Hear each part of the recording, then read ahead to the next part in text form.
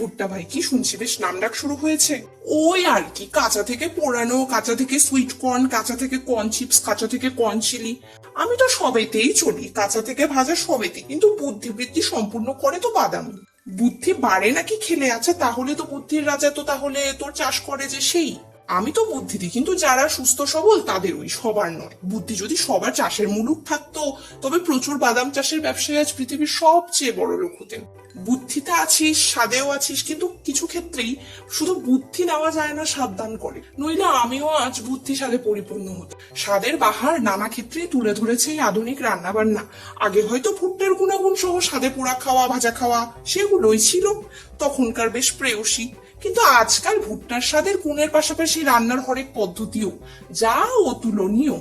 সে তো আগের সময়ের কাছে কিছুই নয়। বাদামের মধ্যে খোসা থেকে শুরু করে সবই বেশ ব্যবহার্য আজকাল, কিছুই তো তার ফেরানো যায় না। তো আবার কি বললেই হয়, ভুট্টারও তো সবেতেই চলে, রাস্তার ফুড থেকে শুরু করে বিয়ে বাড়ির স্টার্টার আইটেম। কাউকে বেশি ভালো বললেই সহ্য করতে পারে না, জানিস তো।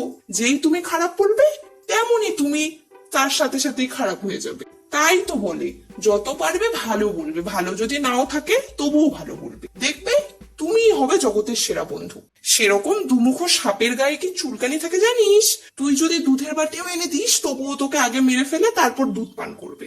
দুমুখো সাপের কাছে আমি বিশ্বাস করতে যাই না বাপু, বিশাল ঠকবাজি দুনিয়া।